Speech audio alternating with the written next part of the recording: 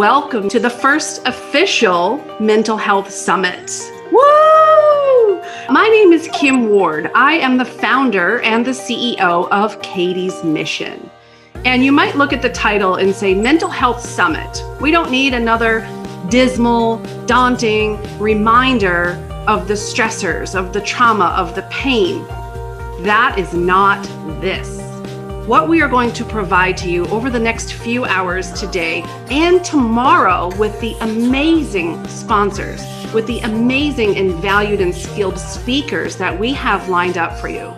We promise to deliver the value that is going to help you step into your best self, to remind you that you are more than the challenges that you face, and to help you bridge the gap between where you are and where you want to be. I am a suicide attempt survivor. My suicide attempt is when I was 16 years old, and that led me down a road of ups and downs and pains and problems and bruises and challenges and adversity. I didn't know at that time that I would later lose my only sister, Katie, to suicide at the age of 22. 7 years later, after multiple suicidal attempts of her own, I also lost my mother, Paula, to suicide. 3 days after Christmas, I was 8 months pregnant with my daughter, Adriana, who is now 6. That was really the starting point in my journey. And I want you to know that you have been through pain.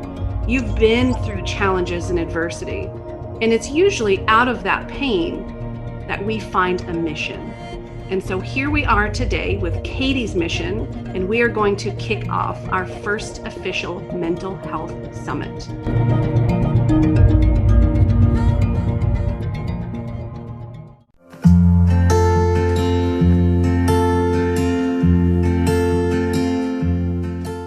She is the woman, the professional, behind our every Thursday night virtual support group. These support groups are completely free. Mona has been with us as a volunteer because she cares about you. Mona has been a life coach and a health and wellness coach in a private practice for the past 6 years, helping people resolve issues in life that show up in relationships, finances, careers, and health that often occur as the result of past traumas and addictions. In the past 2 years, Mona has also worked as a crisis counselor for a national employee assistance program, often providing support and assistance to people who are contemplating suicide. Prior to that, she's had a full-time private practice as a therapist, working with individuals, families, and groups, providing a diverse range of mental and behavioral health treatment services, addressing anxiety, depression, trauma, addictions, codependency, and even eating disorders. She has more than 6 years of experience providing support for anxiety and depression to military members, which we are so passionate about, including active duty, retired, and their dependents. So Mona, welcome to the summit, and thank you for all that you do. Thank you, Kim. It's my great pleasure to be working with you and Katie's Mission to help stamp out stigma and get conversations going around mental health and death by suicide. I invite you as our participants to join me every Thursday evening at 9 p.m. Eastern Time for a virtual support experience where we talk about mental health concerns, mindfulness, and suicide prevention. Sometimes one person shows up, sometimes multiple people. In any event, we always have a great conversation and we offer support and accountability. I look forward to seeing you there this Thursday. So I got into the mental health field because of my own recovery journey from multiple traumas, including physical, sexual, and emotional abuse that started when I was a toddler. I was raped at the age of 13 and then experienced domestic violence, not only during my parents' marriage, but during my first 3 marriages. And then in 1989, I was passively suicidal and daydreamed often about ways to end my life. My first active attempt, though, was when I was 8 years old. I swallowed a whole bottle of baby aspirin, put a plastic bag over my head from the dry cleaners, went to bed, pulled the covers over my head, and waited to die. The first psychiatrist I told that story to began to laugh so hard. Then he told me that while I was trying to kill myself, I was also saving my life, because aspirin causes hyperventilation and breathing into a bag is the remedy. So needless to say, that attempt didn't work, and neither did any of the following attempts. And then other traumas included several car accidents. The last one was in 1999. And by the way, car accidents are the number one cause of trauma in the United States. But I believe that's because childhood abuse isn't easily tracked as car accidents. And then after car accidents comes any type of accidents, including motorcycles, bicycles, injuries from falls at home or at work, any type of medical event or medication reaction where you're at risk of death or injury. So what is trauma? It's witnessing, experiencing, or perceiving a horrific, terrifying event where you are afraid that you or someone else or something else is at risk of injury or death. So Google defines trauma as a deeply distressing or disturbing experience or event, like the personal experience or the personal trauma we experience at losing a child. And then in medical terms, it's physical injury, such as what might be caused in any type of accident. A traumatic event causes physical, emotional, spiritual, and psychological harm. The person experiencing the distressing event may feel physically threatened or extremely frightened as a result of what's happening. And when bad things happen, it can take a while to get over the pain and feel safe again. And some people never feel completely safe again. Symptoms of trauma can be diagnosed as PTSD and result from the past disturbing experiences that continue to cause distress because the memory was not adequately processed.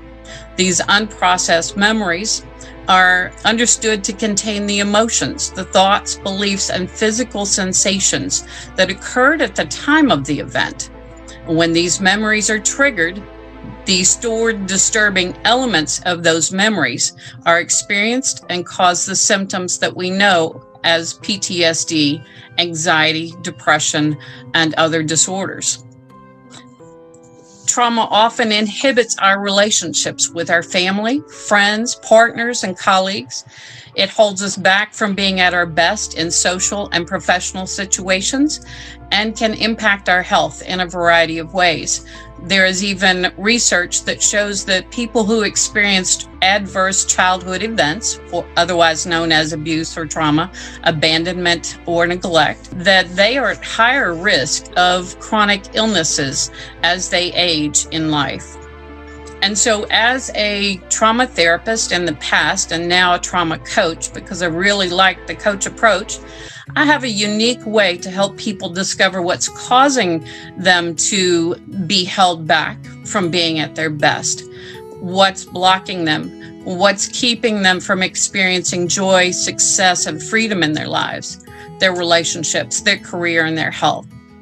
And so I encourage you, if you are not feeling like you're achieving at your best or being your best self, contact me. You can either reach me by phone at 502-451-MONA or my website. It's resolveitcoaching.com. And so you might be wondering, what are the symptoms of trauma? And what are the causes? So a lot of people think that if you haven't been in combat or battle, that you couldn't possibly experience trauma or PTSD, and that's just not true. If you are alive, you've probably experienced a traumatic experience at least once in your life. It doesn't become diagnosable unless it's causing you problems in various areas like anxiety, depression. Relationships is the number one place that trauma shows up, and then your professional life and physical health. So if you're not sure whether or not you've experienced trauma, think about was growing up in an unstable or unsafe environment. Were you separated from a parent? Did the parent experience a serious illness, including anxiety or depression or their own trauma? Because that keeps them from being emotionally and psychologically available to a child's needs.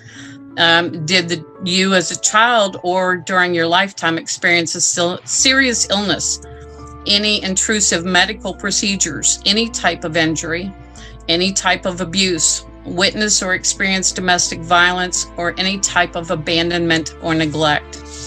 And then there's also emotional and mental abuse. A lot of arguments, a lot of things are said that are negative and berating to an individual, and especially a child. This can be very harmful. And then they often grow up to marry someone who continues that pattern of emotional and mental abuse. So just remember that experiencing trauma at any point in your life can cause severe and long-lasting effects. If it's not resolved, a sense of fear and helplessness carries over into adulthood and sets the stage for further trauma. Even if the trauma happened many years ago, there are still steps that you can take with a professional like myself to overcome the pain and to learn to trust and connect to others again and regain your sense of emotional balance and safety and well-being. So, symptoms would include shock, denial, disbelief, confusion, difficulty concentrating, anger, irritability, mood swings. And by the way, a lot of people who are diagnosed with ADHD or ADD often don't respond well to the medications prescribed for that. And that's because it's not true ADD. It is probably a result of trauma, because as anxiety goes up, memory, learning, and attention goes down. So keep in mind that if you're experiencing anxiety, fear, phobias, have intense guilt, shame, or self-blame, and you're not sure where it came from, it's just always been there.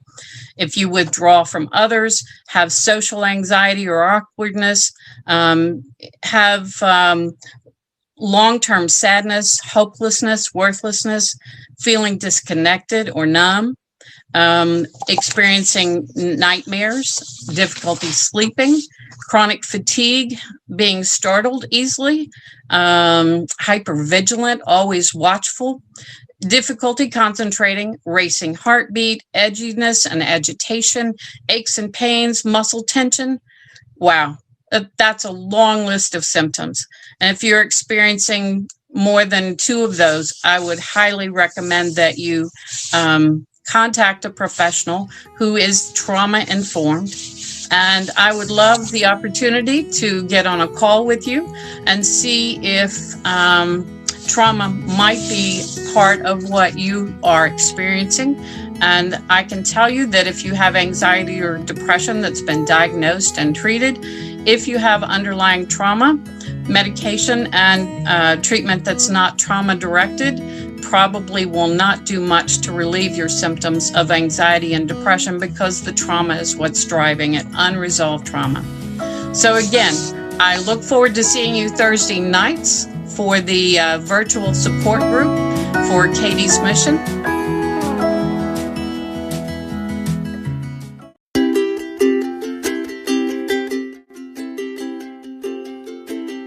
An Air Force veteran, Ivan Alvarez, was an IT professional for 21 years. Coach Ivan has also been an entrepreneur for the last 32 years. He's been a business coach for the past 12 years and has worked full-time from home for the last 11 years. In those 12 years, Coach Ivan has coached and helped thousands of entrepreneurs and business owners remove blind spots so they could finally start moving towards achieving their goals and dreams. Coach Ivan is known for his deep understanding of human mindset and the power of your mind. Most also don't know that Coach Ivan is a professional dancer with 6 Dancing with the Abilene Stars to his credit. Woohoo! He has been married for 25 years and has 2 adult daughters. Take it away, Coach Ivan. Miss Mona, thank you so much. I'm so honored to be here. Today, what I want to do is I want to leave you guys better than I found you. So at the end of this, hopefully in the comment section, you guys will be able to let me know if I, in fact, completed exactly what it is that I said I was going to do. So I want to share a little bit about my background before I kind of deliver the message that I want you to get, just so that you have some context of where I came from, but more importantly, how far I've come. So a lot of you will be very surprised to know that I am not born in the U.S. I was actually born in Honduras. Came here at the age of 7, believe it or not speaking one word of English.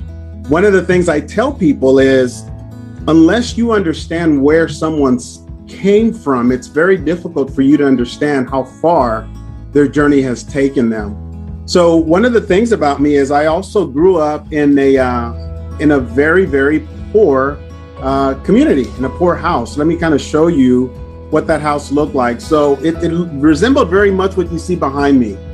It was a red shack made out of red clay. There was no electricity, no running water, outhouse for a bathroom, and that's where I came from. The average annual income in Honduras at the time was about $1,500 a year.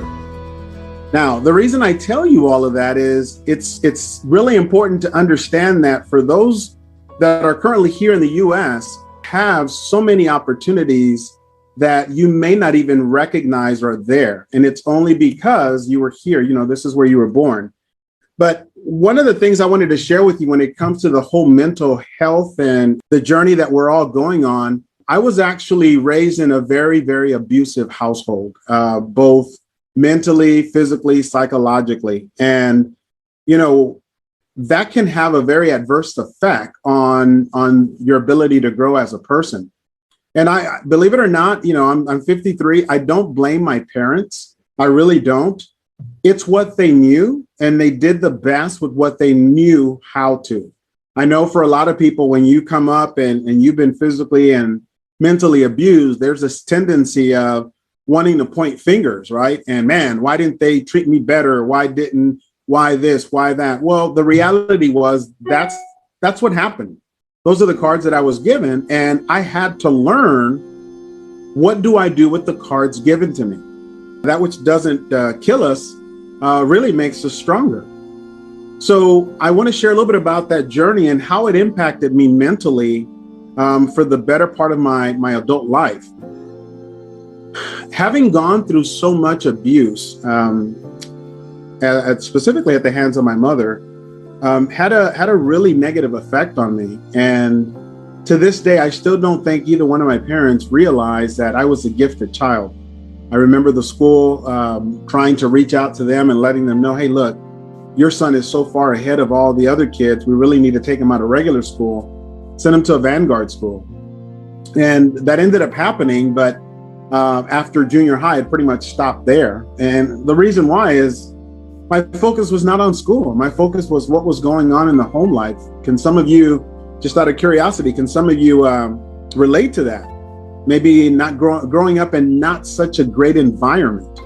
And maybe instead of your focus being on becoming the best version of yourself, you're really focused on just trying to live day by day. And hopefully you don't end up getting hurt so bad or getting killed throughout the process of what you're living through. And in the midst of all of this, one of the first things that I knew I really wanted to do was I wanted to get out of that situation as quickly and as humanly possible.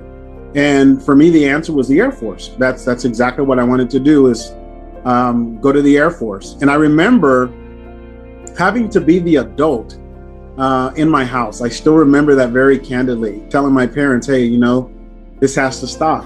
Somebody's going to have to leave. We can't continue to do this, because I had a younger brother and a younger sister, and I refused to let them continue to go through some of the nightmare that I was going through. So long story short, told basically my father that he had to move out, find someplace else to live, because him and my mother were physically fighting all the time. I got in between some of those, got knocked in the mouth one time, bleeding all over the place, and I didn't want my kid brother and my kid sister to go through that. And I left for the Air Force. And it was a heavy heart because obviously I had to leave my younger brother and sister with my mother. And still, she was half of that problem. Well, what I didn't realize was to what extent my mental health had been compromised. And I still remember this to this day. It was 1987. And I remember driving my 1971 Datsun pickup truck. It was an orange one. And I'm driving right alongside. This is on the Air Force Base, driving right alongside where the planes take off. Can't remember what it is right now. But I remember having a nervous breakdown.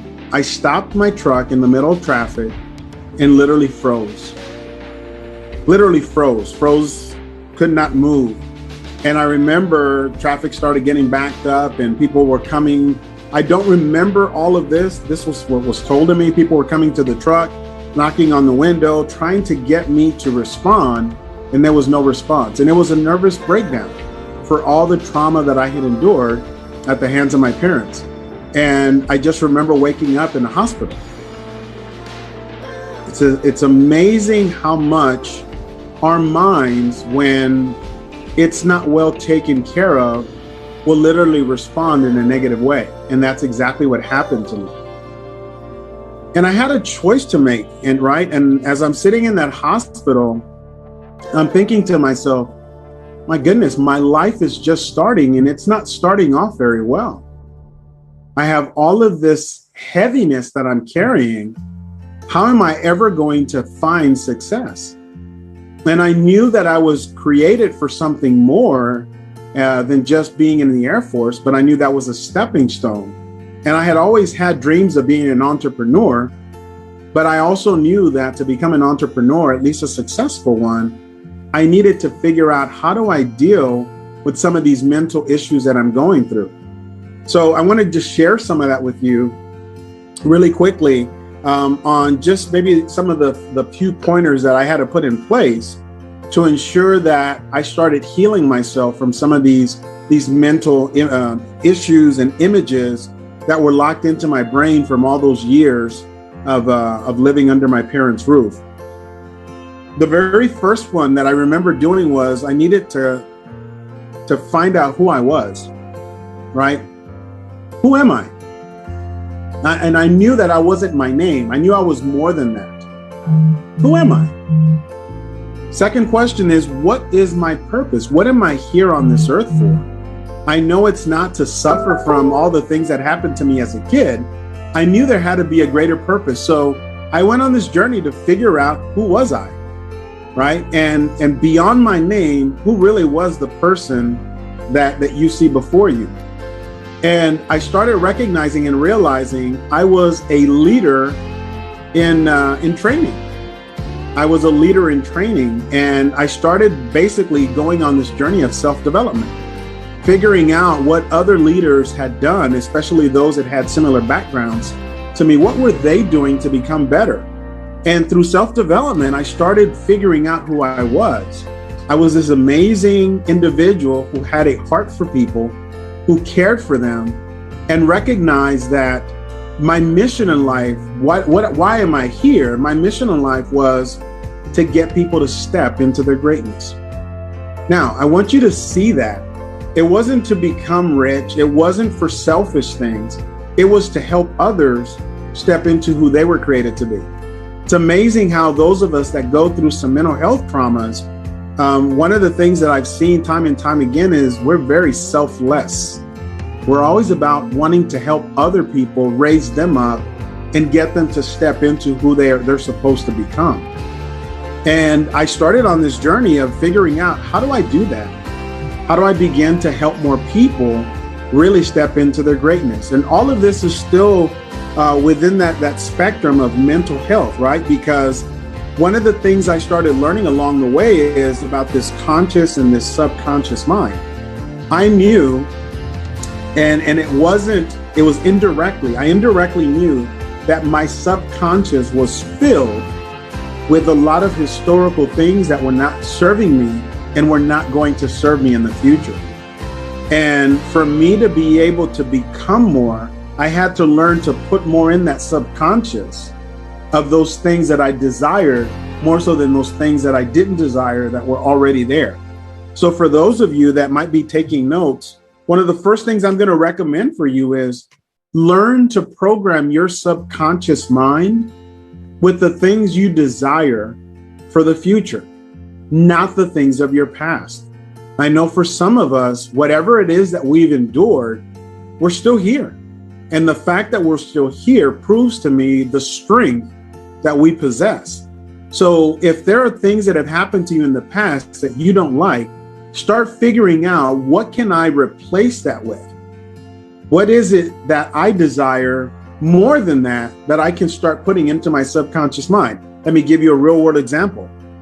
So for me, I knew that in my subconscious mind, I had this image of what a terrible marriage looked like based on my parents, their marriage, right? And it was a lot of yelling, a lot of fist fighting, never saying I love you, never being affectionate.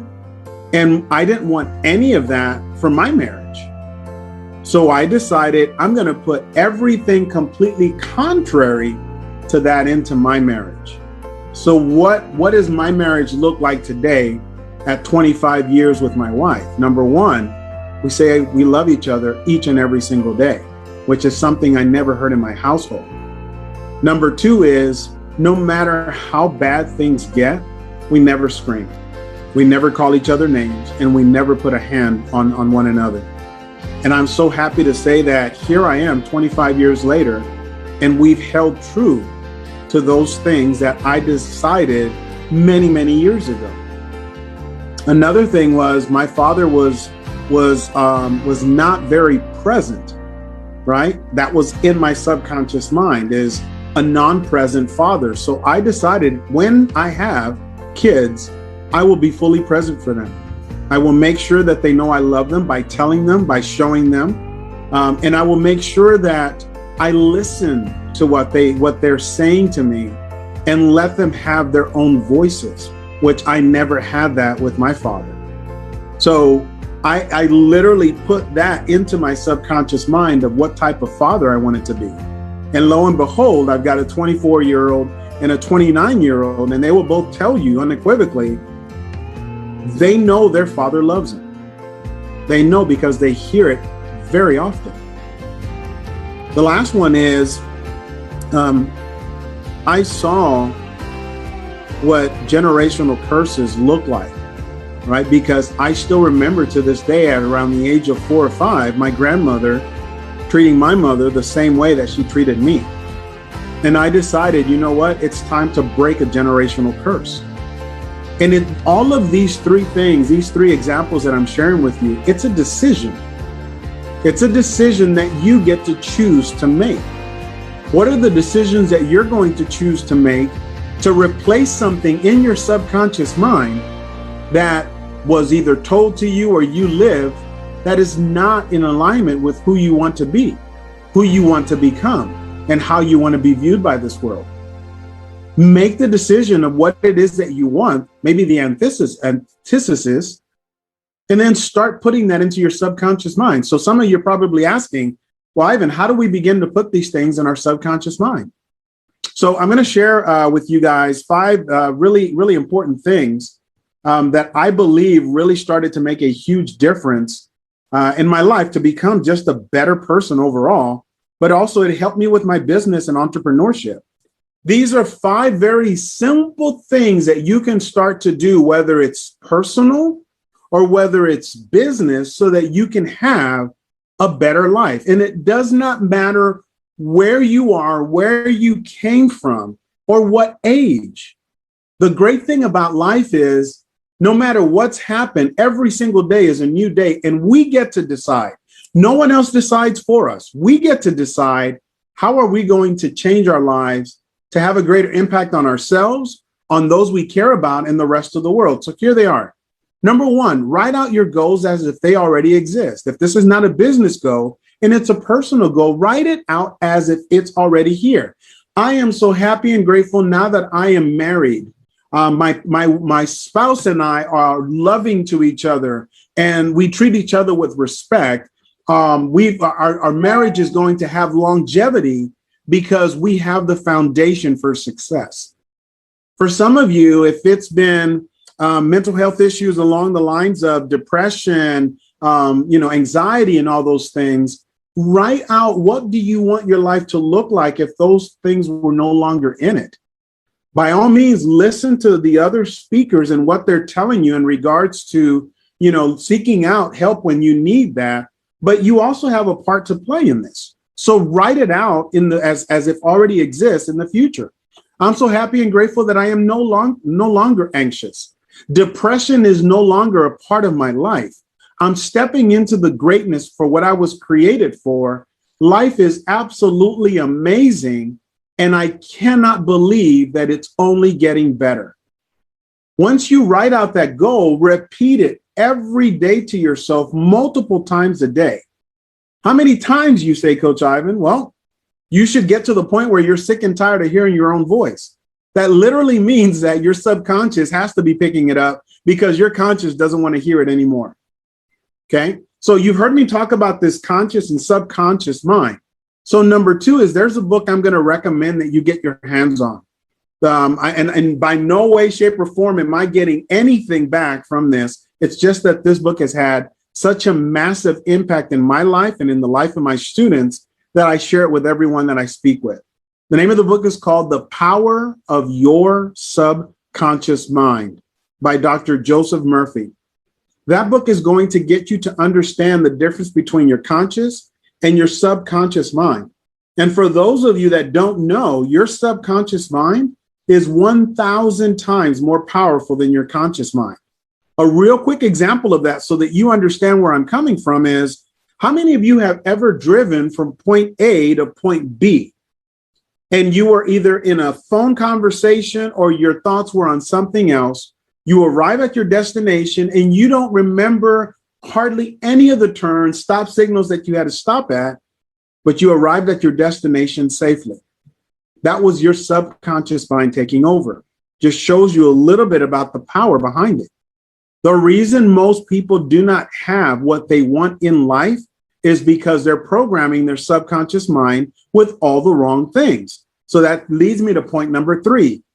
Become more aware. Awareness is so key in changing your life. Become more aware of your thoughts, your beliefs, and your words. If they are not aligned with number 1, the goals that you wrote out, change them.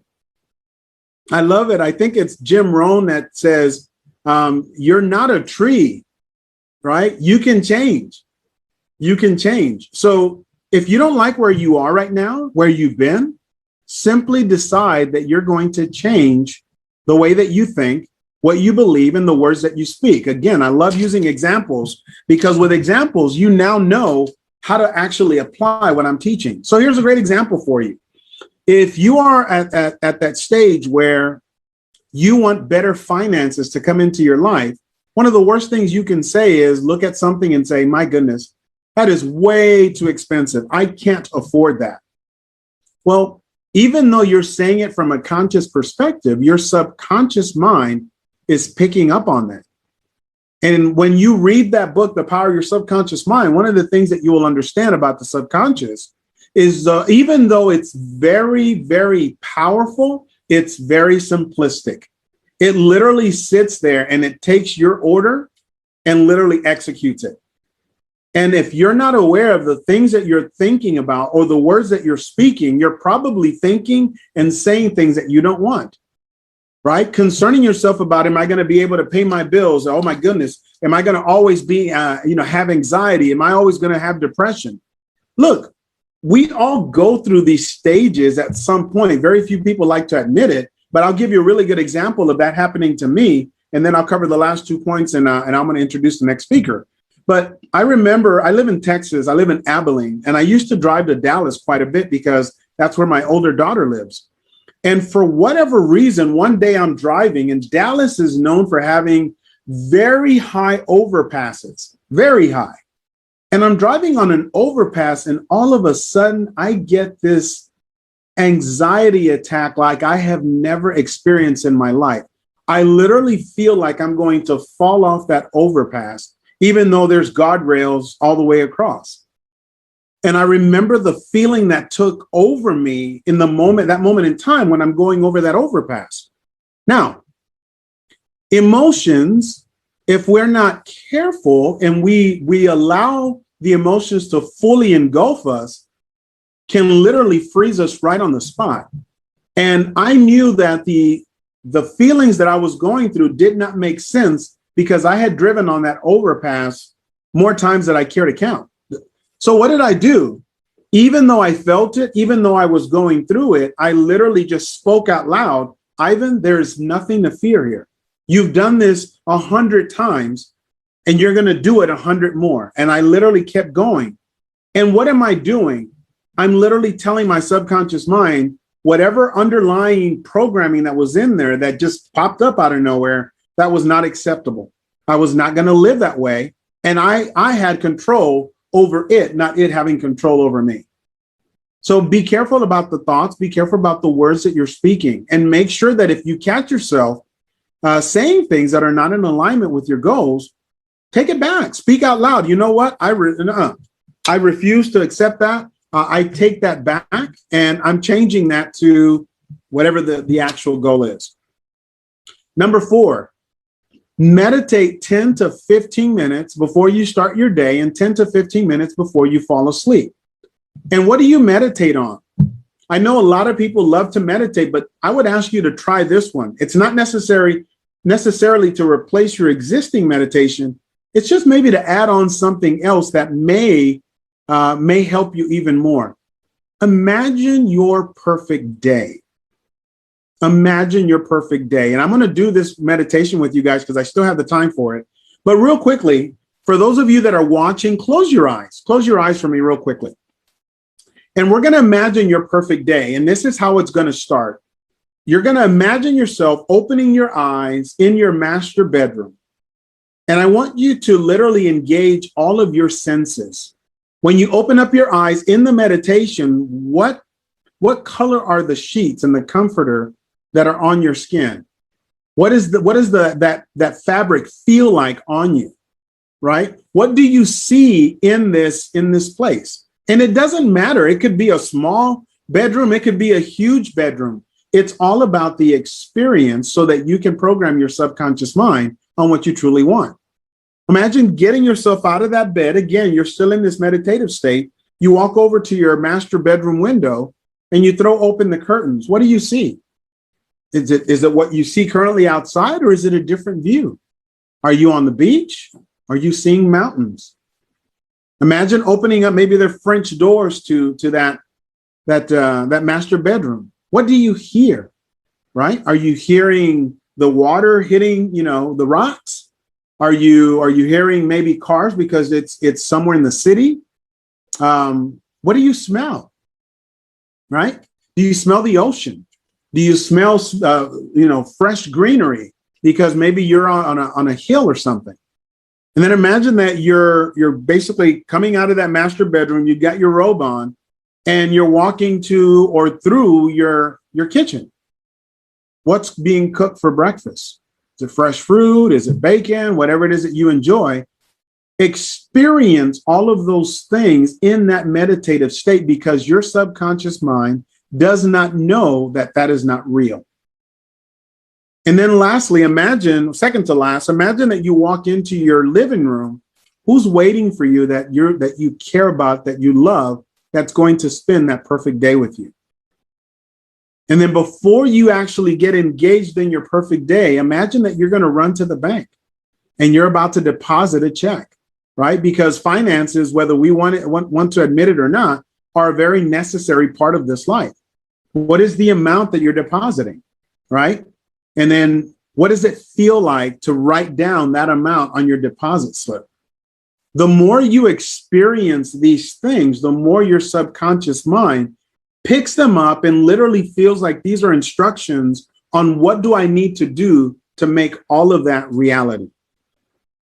So it only takes 10, 15 minutes in the morning before you really start your day and just before you fall asleep.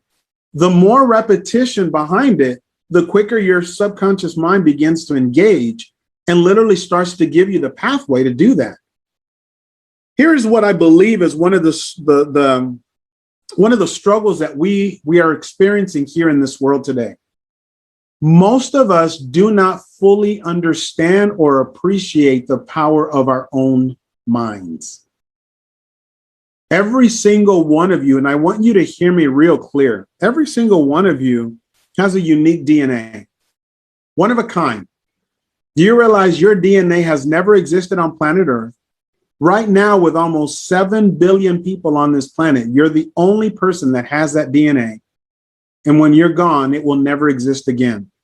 If that doesn't make you unique, I don't know what does. That literally means that your mind is unique as well. There are things in your mind that are only for you. But you cannot allow the world to control your mind. You have to decide, what do you want to put in there? So many times we're allowing other people to influence our thoughts, our beliefs, and even the words that we're speaking. That's a choice. And what is the definition of insanity? It's doing the same thing over and over again, expecting a different result. If you do not like the results that you're getting, change your mind, change your life. You get to decide that. You're empowered more than you can ever possibly imagine. And then number 5, the last one, decide every day to move forward and never, ever quit. Quitting is just not an option, guys. It really isn't. And the fact that your DNA is so unique should make you and help you understand you really need to stay strong in living your life. Don't worry about the next person. You're not in competition because no one can compete against you, nor can you compete against anyone else. If you decide, look, I'm going to live my life to the best of my abilities based on all the skills and talents I've been given, oh my goodness gracious, you change the world, every single one of you. Our mental health issues do not define us.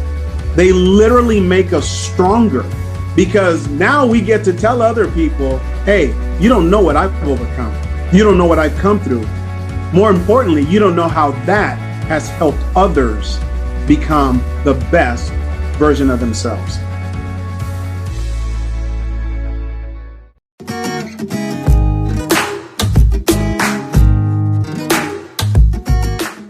Ladies and gentlemen, I want to introduce you to Mr. Michael J. Wagner. He is a human behavior science and an expert in subconscious psychology. Love it. Mark has worked in private practice for over 10 years now. He helps people find and eliminate destructive or self-limiting subconscious behavioral patterns, which are often already formed in early childhood or through traumatic experience we have throughout our lives. Mark uses highly effective yet simple techniques to induce a necessary shift, which leads to lasting change in his client's subconscious mind. Ladies and gentlemen, Mr. Mark J. Wagner. Thank you very much, Ivan, for that awesome introduction there. Thank you. Stick around, enjoy the talk here. Today, I would like to talk about the subconscious deep dive into the subconscious, into substance abuse, into depression, and overall, also suicide. As you already heard, my name is Mark J. Wagner, and I am a human behavioral scientist. And I've been working in this field for about 10 years, and my greatest desire is to help as many people as possible to improve their life and to actually reach goals that they didn't even know they could reach. So here are the topics that I want to cover under my main topic here. So first, we're going to talk about the subconscious mind and human behavior, how it comes about, why it comes about, so on and so forth. Then also we will talk about substance abuse and what it is and how it plays a big role in like mental instability or mental health overall. And then we're going to go into actually depression and suicidal tendencies. So first things first, let me ask you, do you have any idea when the subconscious mind actually starts recording? I want you to just take a really, really wild guess for now. And, I would like for you to really just throw out a number, whatever it might be. You can put it in the comments. And so first things first, the subconscious mind actually starts recording already in the first trimester in the womb. The moment the brain starts developing, which is around week 10 to 12 in the womb, that is when the subconscious mind actually starts recording, because then all the emotions and sensations, so therefore the baby will feel and sense certain things already, not even knowing what it is. And so that was a really shocking fact for me when I first started my journey into psychology and subconscious mind psychology particularly. So what does it record? Ultimately, it records all your senses, right? So everything that you feel, hear, taste, so on and so forth, the 5 senses. So, and what does it do? Well, ultimately, the subconscious mind keeps us alive, because it does all those things that you don't think about, right? The breathing, the heart rate, the body temperature, your digestion, your hormones, everything. The subconscious mind is really what keeps you alive. And it's the part of the brain that, you don't really think about. But the good thing is, good thing and bad thing really, is that your subconscious mind is like, you can think of it as the crew of a ship, and your conscious mind is the captain. And the crew will do absolutely everything without questioning what the captain tells it to do, right? So therefore, feed it something positive, your subconscious mind will lead it out. Feed it something negative, eventually your subconscious mind will lead it out. So be careful with what you feed your subconscious mind. Your thoughts, everything that you do really is ultimately recorded in your subconscious mind. As it does right now, your subconscious mind also records everything that I say, everything that you hear in the background, everything that is going on within the room or wherever you are. So like the body temperature, everything is recorded by the subconscious mind in every moment, every second of your life. Okay. So that makes it very, very powerful. I would like to go into what is a traumatic experience. So a traumatic experience really is when an event or a series of events causes a lot of distress on an emotional, mental, or physical level, and it is then called a traumatic event. And traumatic events are marked by a sense of horror, helplessness, serious injury, or the threat of serious injury or death. So that will get us into a state of the fight or flight mode. The moment we are in that fight or flight mode, we retreat to our survival senses, right? It doesn't matter at what age such an event occurs. It also doesn't matter what the situation is, because you can't compare trauma. To that moment, in that moment, to that person it happens to, it's the worst thing that can happen, right? So we cannot really compare trauma. Now, childhood trauma really often results from abusive parents that are either abusive with each other or abusive with a child itself. Now, looking at this from a subconscious psychology perspective, a child that develops PTSD just because of such an event, and it will typically then fall into similar behaviors that the parents had.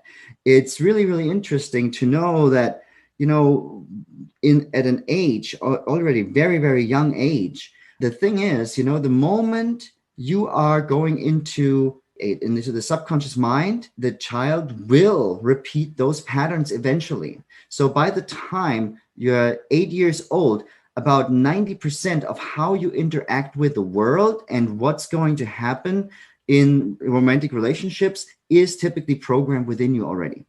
Now, let's go into substance abuse and how it actually affects mental stability.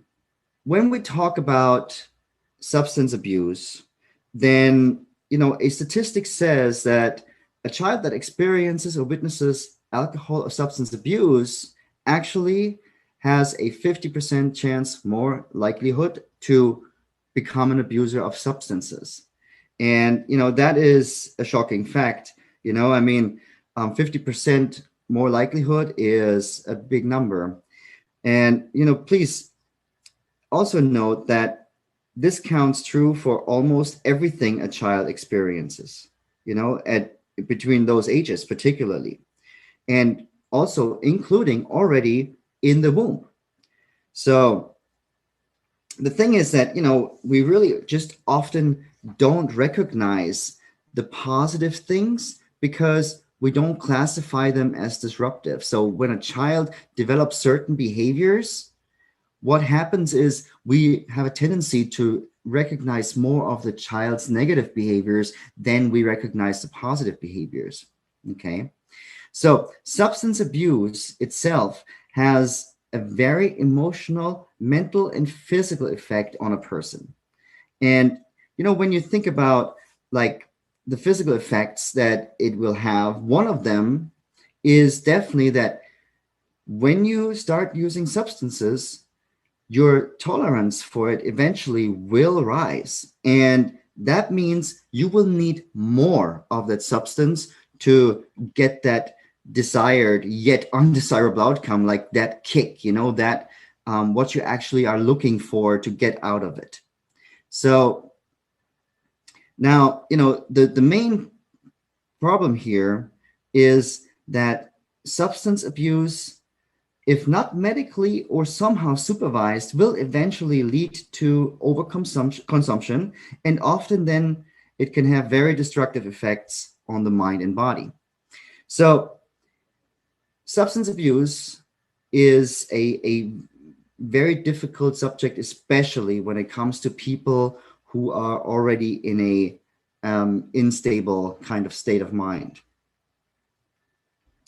Now, see, the reason for substance abuse is often, or most of the time actually, that a person tries to numb the pain of something, either mentally, emotionally, sometimes physically, yes, but I believe that physical pain always stems from unprocessed emotions, and they are typically not willing to look at that. They are, they're just either not ready, then we would have to work on getting them ready to look at it, or they are actually just, they want to numb it. They don't even want to think about it. They don't want to look at it. And that is one of the biggest reasons for substance abuse. See, like using a substance is to numb the pain of emotional or mental issues is like you're trying to stop the bleeding of a limb. You lost a limb and you're trying to put a Band-Aid on it. It's not going to work. It's eventually just you're going to bleed out. It's just what it is. So always better to really take the necessary step to get ready to look at it instead of not looking at it and addressing it at the root. So now when it comes to depression and suicidal tendencies, then what do you think happens when a person with severe depression falls into substance abuse? Well, let's put it this way. The moment a person that is already prone to developing depression goes into substance abuse, that is which is also known as self-medicating. And you know what? Ultimately, we all have done it. I've done it. I had an alcohol problem at one point in my life, and it's self-medicating. I was just exposed to so much stress in my life, I couldn't handle it. So yes, what did I do? I reached for alcohol. So yeah, I did self-medicate at one point in my life, but thank God I'm not someone who is prone to depression. So now if you have someone that is prone to depression, what's going to happen is that they are getting on a really, really difficult spiral, and the spiral is going down, not up. So when you have someone that is I think there's someone here that is not muted. Is it possible? Okay. All right. Please mute yourself. So now there's two really like crazy forces at work when you combine depression and substance abuse. You know, it's like I said, it's a match made in hell, really. So now, when someone actually has unprocessed PTSD stemming from severe neglect or unprocessed emotions that are just being stuck somewhere, then those people often develop a tendency to suicide. And that is why it is really, really important to really kind of look out for each other and, keep an eye out for loved ones, for friends, and so on and so forth, because, it's quite logical, that we have a tendency to have a nice outgoing personality when we meet people, when we hang around people, but we don't show the pain that we actually hold inside. And that is something that I really want to encourage you. Keep your eyes out, keep your eyes and ears open for people who might, act differently than they usually do, who are, getting emotional, who might skip work, who fall into certain behavioral patterns that they don't really portrayed before. So please just, keep your eyes and ears open for your friends and family, particularly, because you could actually possibly save a life like that. Mental health, and particularly suicide, is a beast that we can only bring down if we work together to educate people, starting with our youngsters and teenagers, and really all age groups. It doesn't matter. Mental health and suicide does not discriminate. It happens everywhere. It happens all around the world. And as I said, in every age group. So please, keep your eyes and ears open, and help a friend, help a family member if you can. So at this point, I just want to say thank you, everybody, for listening, and a huge thank you to Kim and Katie's Mission for putting this awesome event together, and for having me as a speaker. I'm very, very grateful for that.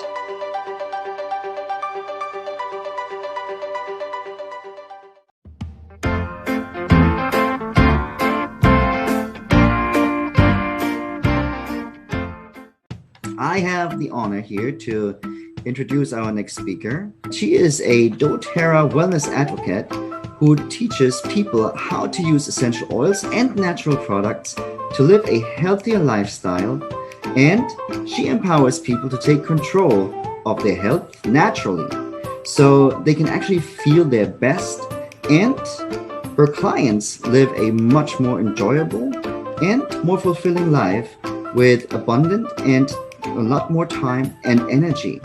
So when she's not helping people improve their lives and well-being, then she likes to spend time outside in nature or hanging out with her kids, 3 kids actually, and her partner. So welcome, Carrie. Thank you, Mark, very much. Really happy to be here today and to share with this group the power of essential oils and natural products. So I've been using essential oils for over 6 years now, and I've had so many different experiences. When I first was introduced, I was really struggling. I just had been diagnosed with anxiety.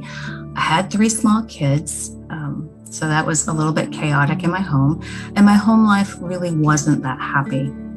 So I struggled doing simple things like laundry, the dishes, even wanting to feed my kids and playing with them outside, which is something that I would have thought that I really would have loved. I feel like during that time, I missed out on their younger years of their lives because I really wasn't truly present. I was kind of in this constant fog and just had this heaviness on my shoulders. Well, my friend shared with me just this simple little bottle. It is a bottle of lemon oil. It's the first thing that she gave me, and I used that oil for about a month. I used it in my water. I diffused it. And after about a month of using it, I noticed a slight shift in my mood. And it was the first time that I actually realized that a smell could actually change my mood. So I was really intrigued. And when I ran out of that oil, I knew I needed some more. So I started using the oils for my health and gradually starting using the supplements for added support. And over time, it was a little bit of a journey. I was able to shed my medication and use the oils and supplements to support my body. I also used a lot of the tools that Ivan had mentioned too. So I support those too. I then was diagnosed with Lyme disease. So that was another struggle that I had. And I used essential oils to support me through that journey as well. So I know what it feels like not to feel good. And I know for sure I don't want to go back to that place. And right now I feel very empowered to deal with whatever comes my way. And life isn't easy and we're always going to have ups and downs, but I feel like I am prepared.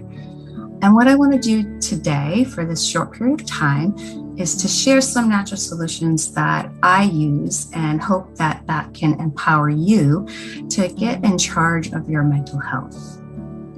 So what can you do when you feel negative emotions? So maintaining positive emotions can vary from person to person, but in general, physical activities, hobbies, talking openly about your feelings with someone you trust, like a friend or a coach or a counselor, meditation, and also aromatherapy. Those can all help you and you can have those as your little toolkit.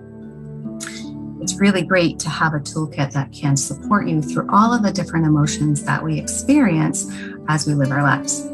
So today I will be focusing on using essential oils that are 100% pure, natural, and safe, and we'll use them aromatically to support you through different emotions. So even though everyone feels emotions differently, you're either going to have a positive or a negative reaction. As you likely experienced before, positive emotions can really lift your mood and motivate us and act in ways that we want to maintain our positive mood.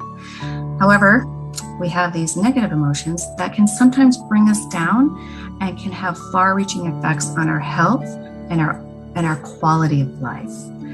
And I think that's why I struggled with Lyme so much, is because of all this negativity that I was going through at the time. So what does that really mean?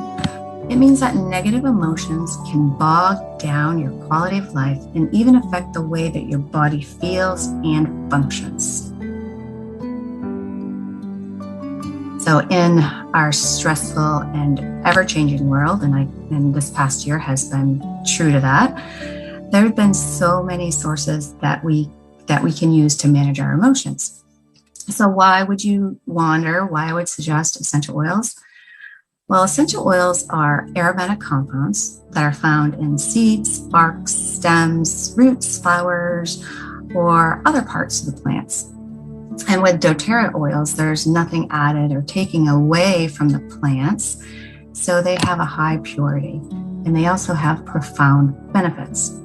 So one of the biggest reasons to use the essential oils for mood management is that they're completely natural and safe, and they won't be harmful to you.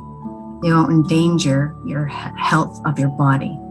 And many of the substances that we have used or using to manage our stress can actually end up hurting us with some side effects.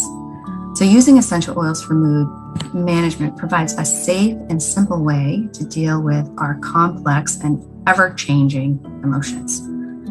So secondly, the essential oils provide a great way to quickly alter your mood.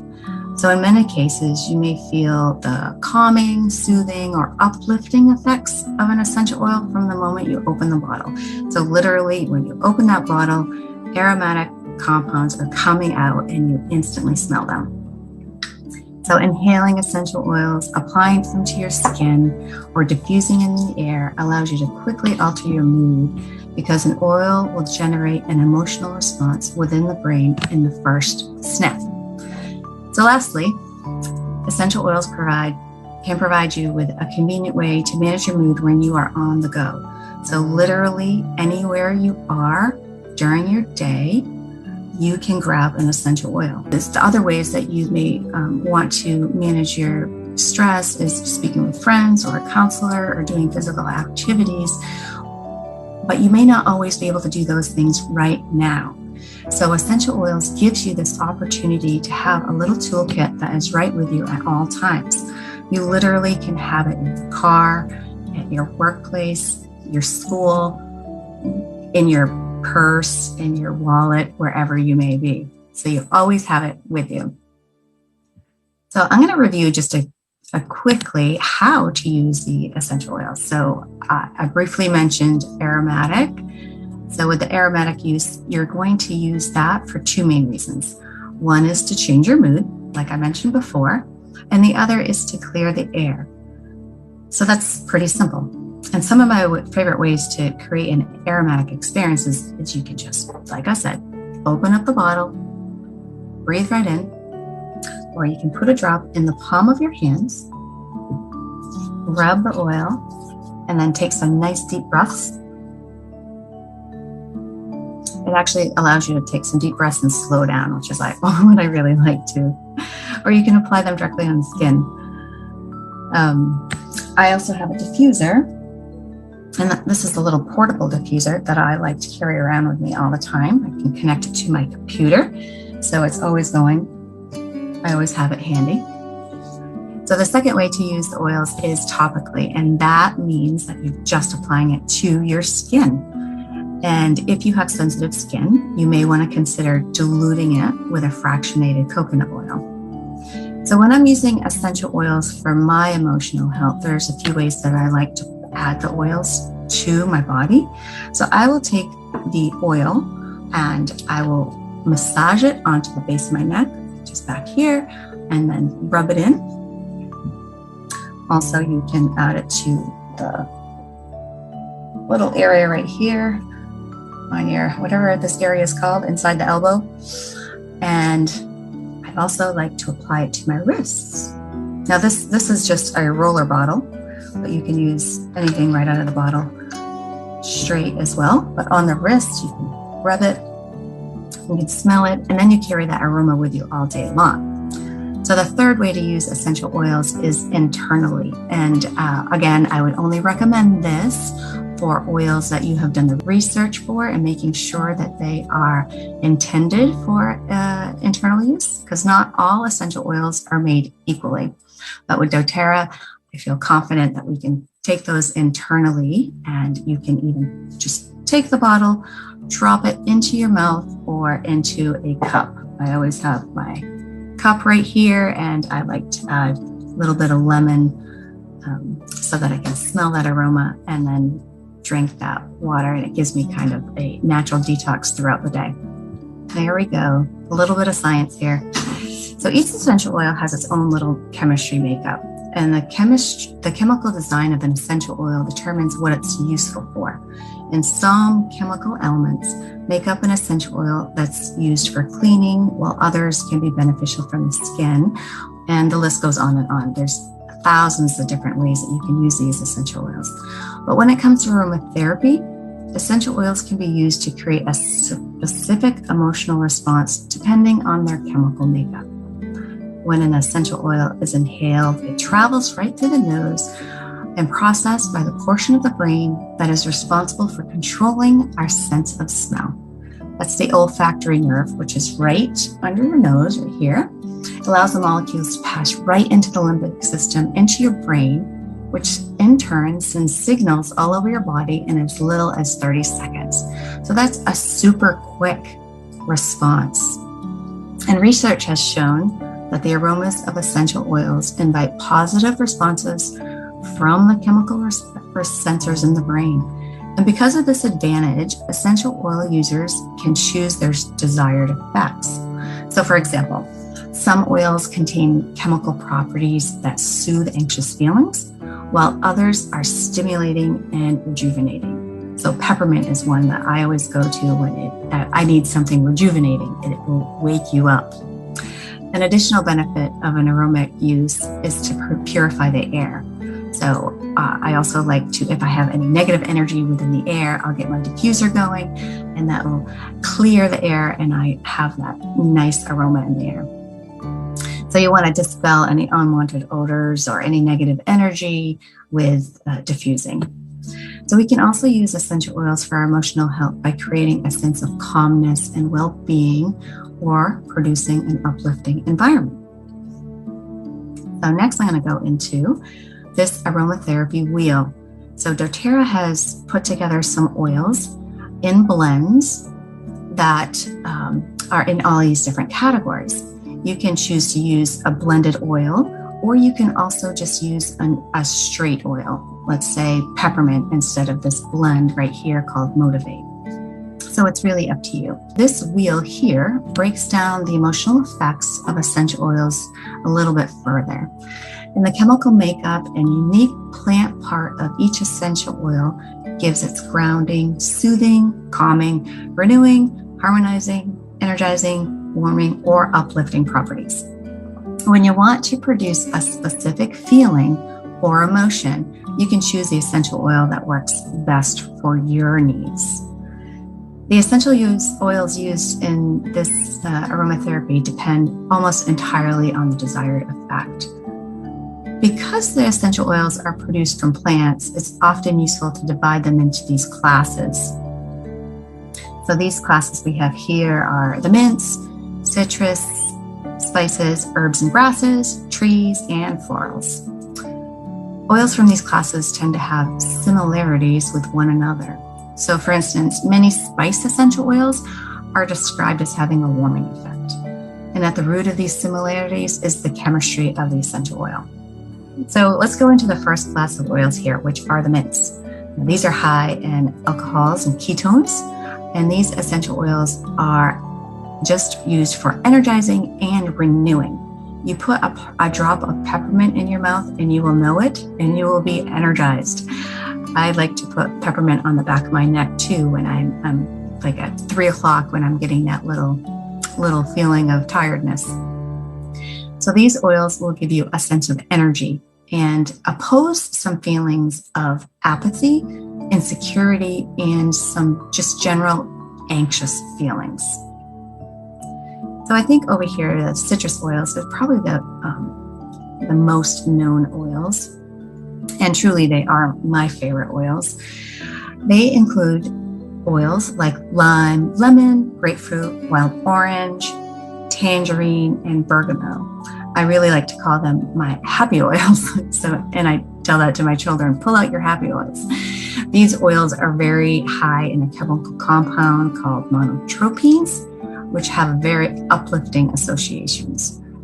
I find them very invaluable during my day when I'm feeling feelings of discouragement, gloom, or distress. So I always have my citrus oils readily available. All right, so now we'll go into the spice oils. And within this category, the spice essential oils, we find a number of oils that are high in ethers and esters. So we have our cinnamon. Cinnamon is very spicy. Cassia, cumin, and clove. They all give a nice warming feeling. And we have coriander, cardamom. Those are also grounding and renewing. And then we have oils like black pepper and ginger that also can be very, very soothing. As a class, as a spice essential oil, because of their chemistry, they are very good at warding off feelings of like somber feelings or disinterest or boredom. So I think that's where that saying comes from, spice up your life. That's really relevant to these spice oils. All right, moving along, we have the herbs and grasses. So this class of essential oil includes basil, cilantro, dill, fennel, lemongrass. Lemongrass is another one of my all-time favorites.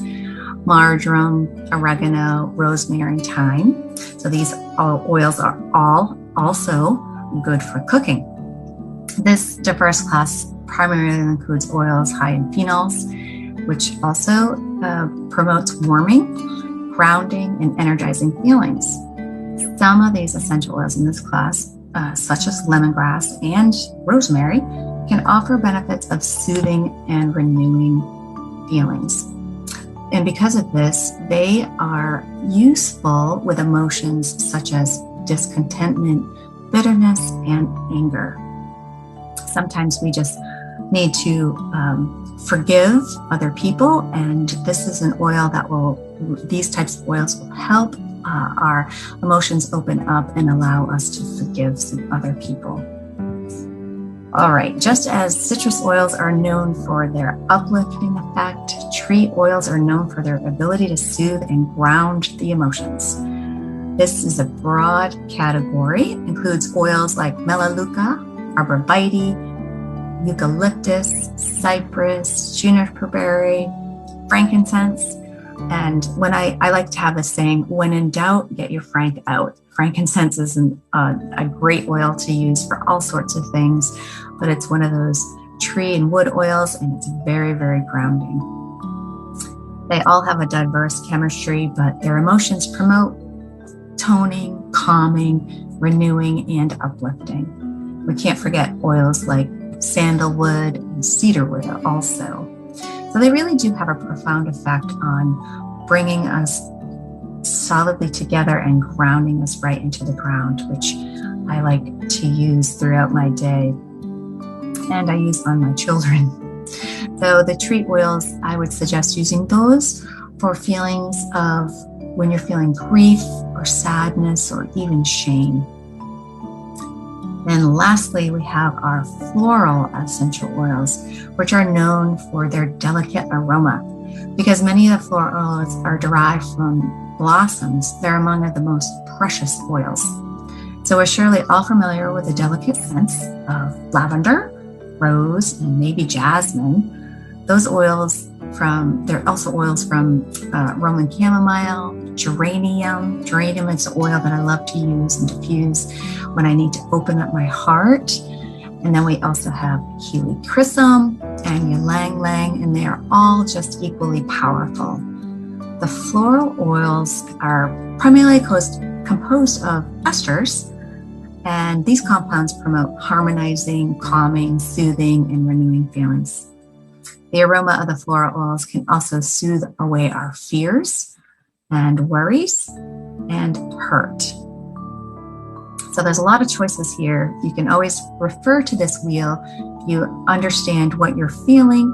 You can identify where you are in the wheel and then choose the oil that best suits you. So I'm going to go into a little bit of a routine, like just how I use essential oils in my daily routine.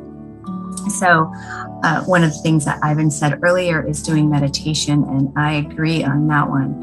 And I add essential oils to help with clarity. So I use my essential oils, either I'll rub them on my forehead, or I'll inhale them, or just diffuse them while I'm meditation. It helps me get into that clear state of mind and at peace. I also like to rub the essential oils on my feet. So depending on if you need to be uplifted in the morning or grounded, you can choose different oils. But on the bottoms of your feet are the largest pores. So they're going to get absorbed in your feet really quickly and straight into your bloodstream. And that's another reason why I would suggest using pure essential oils that have no additives in them, because when they're getting on your skin, they're getting inside your body as well. So that's really important to remember. I also like to put oils in my shower. So peppermint or eucalyptus. So it'll assist in that whole waking me up in the morning. If I am dragging and I just don't want to start my day, oils in the shower is a great way to get you going. And like I mentioned earlier, I use water. I put lemon in my water, and that really helps me drink my daily requirement of water. And it also has the benefit of cleansing my body and uplifting my mood. So it's a win-win. I also take my supplements regularly. And then I can use the essential oils if I'm going to exercise. I would put some peppermint to wake me up before I go exercise, or I can put some other oils. If I'm having a headache or something, I can put them on the back of my neck. So that's my morning routine. And then my midday routine, or throughout the day, I can sometimes, if I'm driving someplace, I have a diffuser in my car. So I like to diffuse oils in my car. Again, I personally tend to go with the citrus oils. I like to diffuse lemongrass and wild orange. And if you are driving little kids around, and sometimes they argue, you may want to consider diffusing some wild orange, and that will really change their mood. Again, I use my water throughout the day with essential oils in it.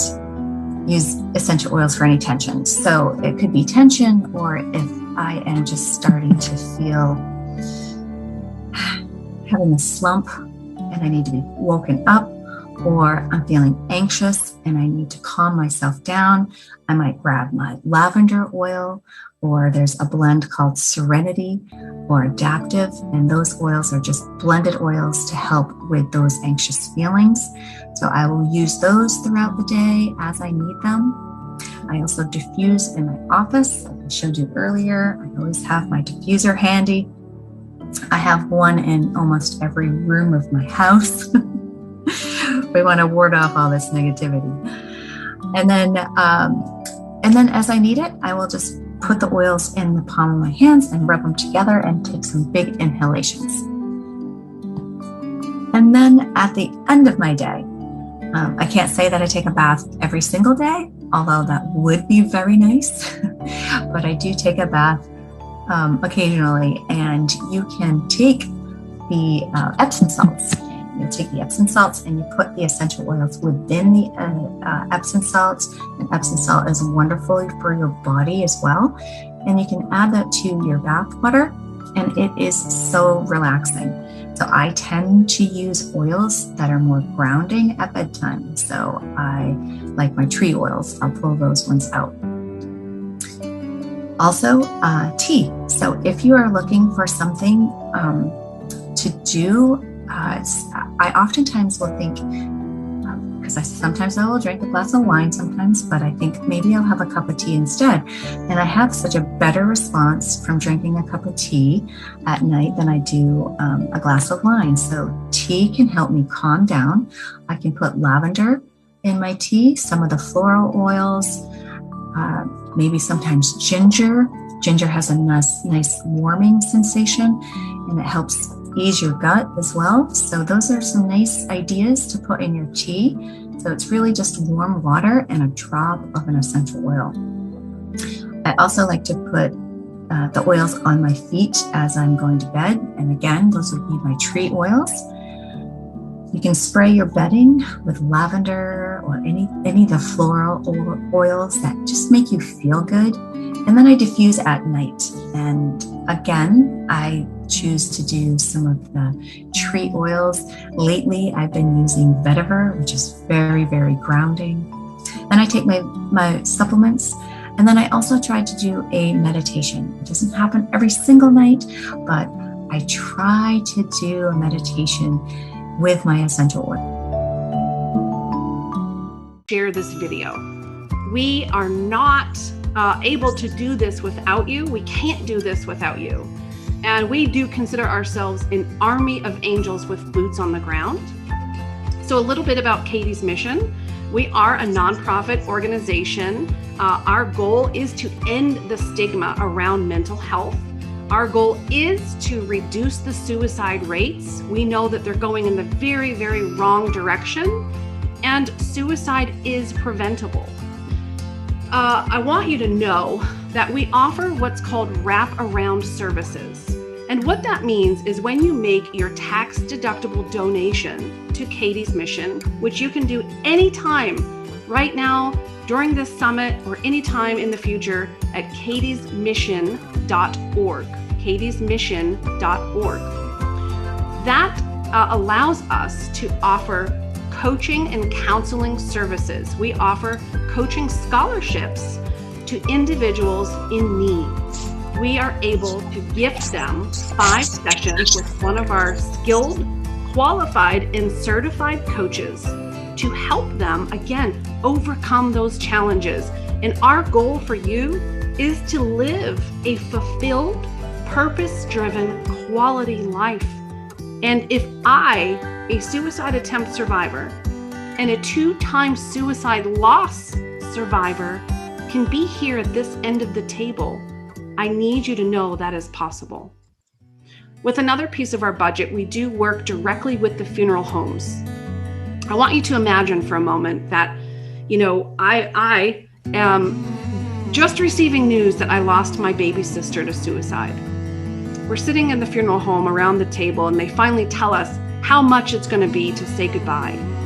And we look around at each other and we think, how are we going to pay for this? That's not something that people are ready for.